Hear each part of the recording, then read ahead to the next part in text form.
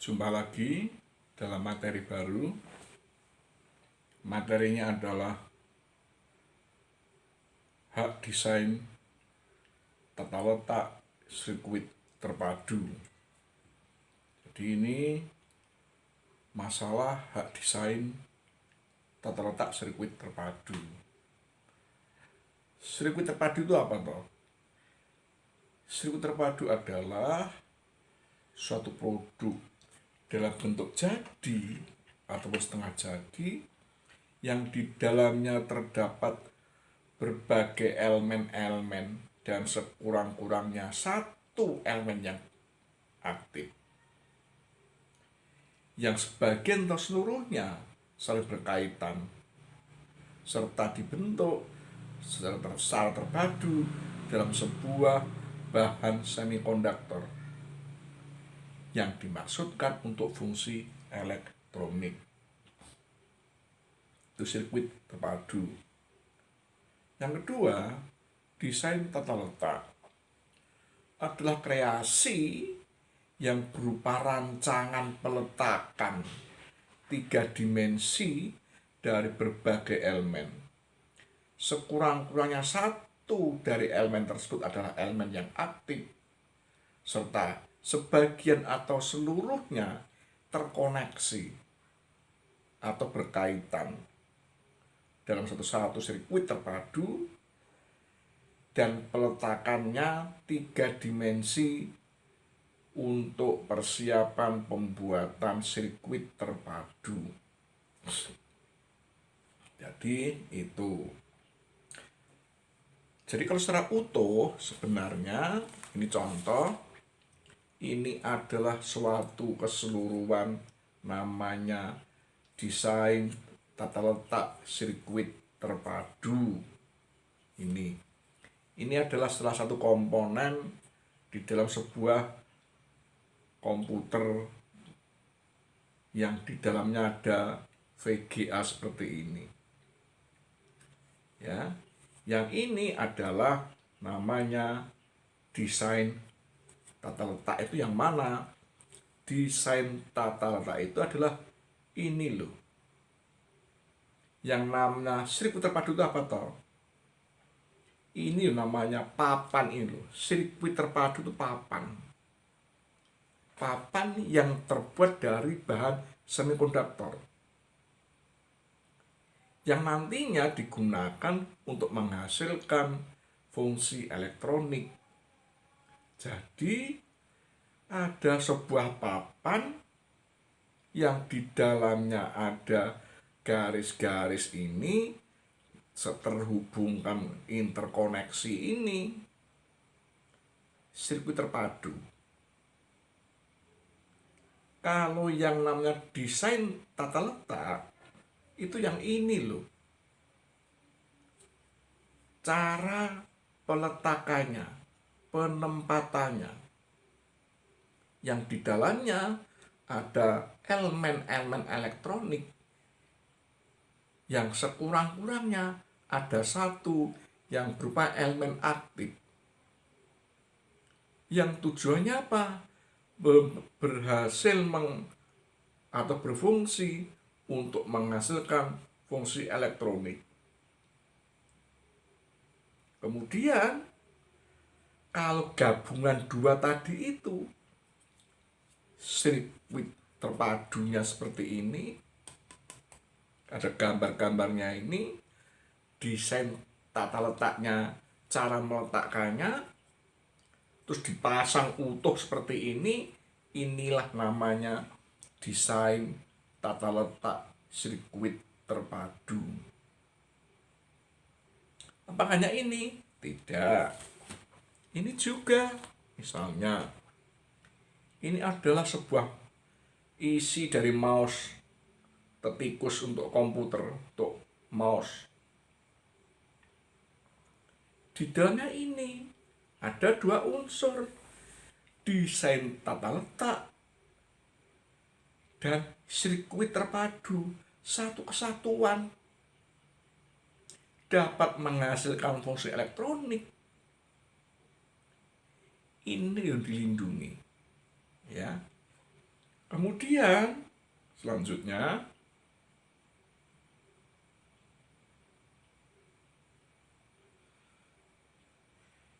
pemegang haknya siapa?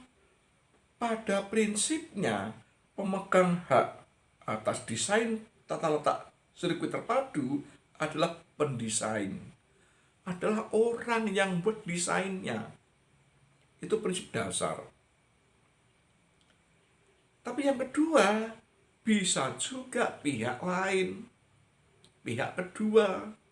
Yang mana? Pihak kedua yang menerima. Menerima karena apa? Karena membeli misalnya, jual beli misalnya.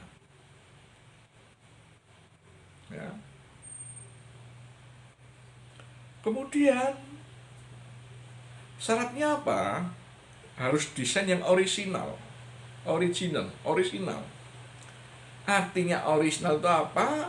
Artinya bahwa desain tersebut jika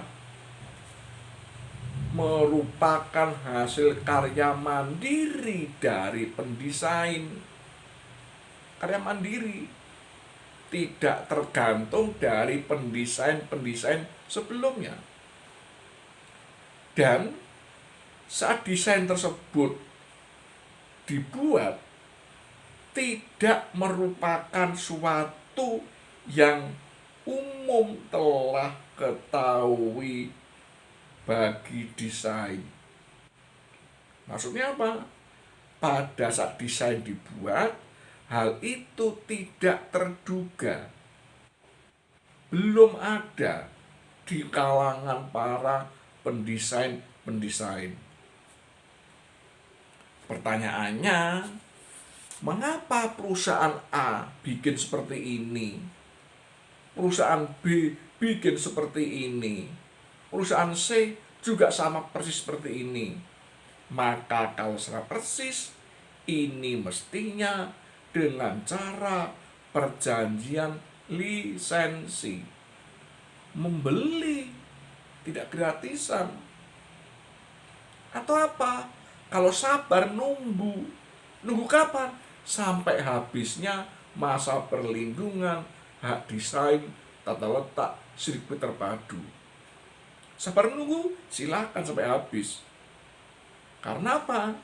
Hak desain tata letak sirkuit terpadu tidak dapat diperpanjang masa perlindungan hukumnya.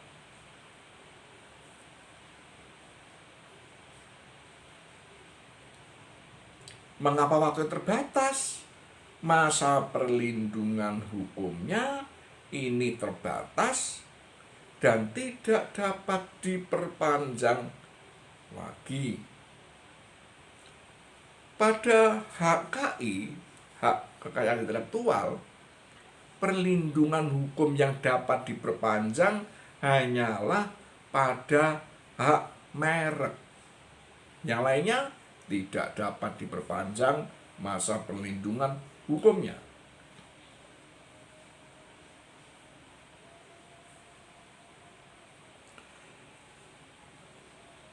Siapa pendesain? Pendesain itu kalau itu orang perorangan, ya orang perorangan pribadi. Tapi jika dia bekerja di perusahaan, biasanya itu desainnya milik perusahaan.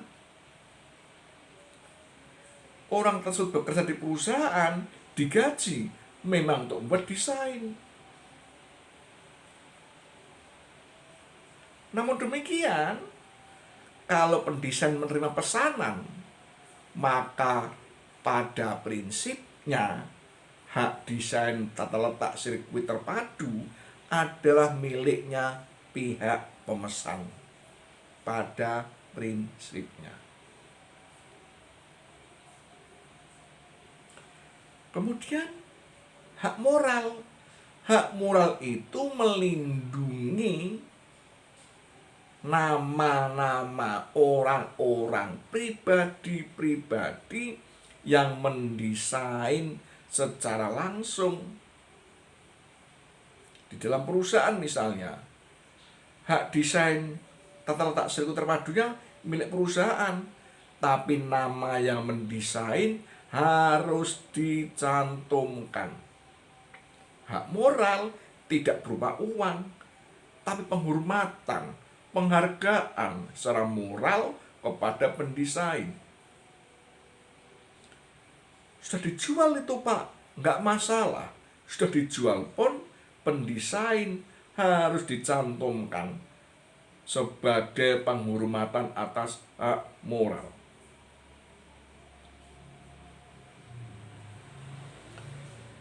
Kemudian mengenai lingkup haknya, namanya HKI kan hak eksklusif, hak khusus. Hak khusus apa? Pemegang hak desain tata letak sirkuit terpadu punya hak melaksanakan sendiri. Melaksanakan apa? Ya memproduksi, menjual, memperdagangkan, mengimpor, mengekspor. Itu hak eksklusifnya. Mengapa mengimpor? Bisa jadi saya misalnya mampu bikin desainnya, tapi industrinya tidak mampu. Saya nggak punya pabriknya. Bahkan di Indonesia pabriknya belum ada. Maka bisa dibikinkan pesan ke pabrik lain di luar negeri. Siapa pemegangnya? Ya saya. Bukan pabriknya di luar negeri. Haknya apa? Hak melarang siapapun untuk meniru, memperdagangkan, membuat, memakai, menjual, mengimpor, mengekspor. Tidak boleh. Karena hak eksklusif, hak khusus. Makanya pihak lain tadi itu diberi pintu. Namanya adalah lisensi. Pemberian izin oleh pemegang hak desain tata letak sirkuit terpadu. Gratis? Ya tidak. Aspek hak kebendaan tidak ada yang gratis. Lisensi adalah bayar secara komersil atas kesepakatan.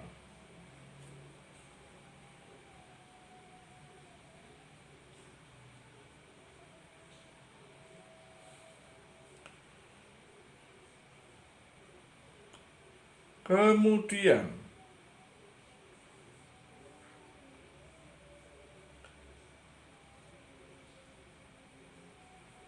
untuk memperoleh perlindungan hukum, pendesain atau perusahaannya harus mengajukan permohonan pendaftaran.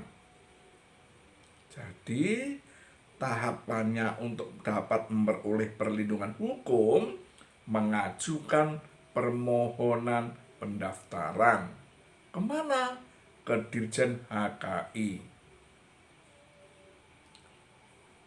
Kemudian dari permohonan tadi itu, tahap awalnya apa? Diperiksa. Pemeriksaan administratif. Meliputi pembayarannya, dokumennya, klaimnya, gambarnya, perlu juga contohnya kadang-kadang. Kelengkapan administratif lengkap atau belum?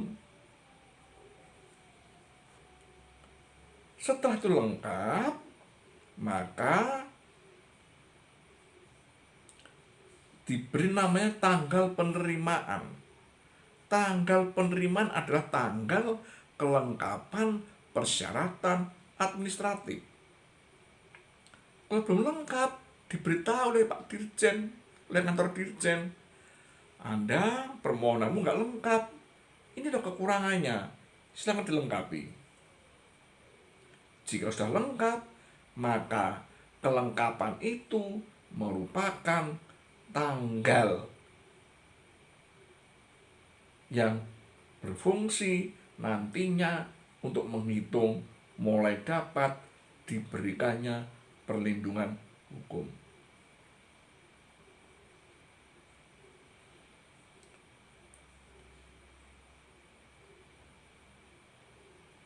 Andai kata persyaratan beres semua, tata pengumuman beres semua, pemeriksaan substantif beres semua, maka diberikanlah namanya sertifikat hak desain tata letak sirkuit terpadu. Di tahap-tahap tadi, dari pemeriksaan administratif, dari namanya pengumuman, dari namanya pemeriksaan substantif, ini sangat menentukan di dalam proses untuk memperoleh sertifikat hak desain tata letak sirkuit terpadu. Andai kata permohonan diterima, tahap pengumuman tidak ada yang menyangkal, tidak ada yang menolak, dilanjutkan dengan pemeriksaan substantif, maka jika tidak ada halangan, tidak ada pertentangan, dan benar-benar baru, original, maka pemohon akan diberikan hak desain tata letak sirkuit terpadu. Sekarang, sebuah hak desain tata letak sirkuit terpadu, jika sudah memperoleh sertifikat tadi itu ya, maka dapat dilakukan pembatalan haknya. Bisa atas inisiatif pemegang sendiri, bisa karena diajukan gugatan pembatalan. Saya sebagai pemegang hak misalnya merasa produknya nggak laku, nggak ekonomis, kan nggak ada keuntungan banyak, rugi kadang-kadang, tapi masih ada kewajiban bayar uang tahunan karena saya punya hak tadi itu. Karena merasa nggak laku, tiap tahun bayar uang tahunan ke Dirjen Haki, maka lebih baik saya cabut saja, saya batalkan atas kemauan sendiri. Agar apa? Agar tiap tahun saya tidak terbebani uang tahunan atas hak desain tata letak sirkuit terpadu. Tapi bisa jadi pembatalan karena apa? Adanya gugatan. Gugatan pembatalan oleh pihak lain.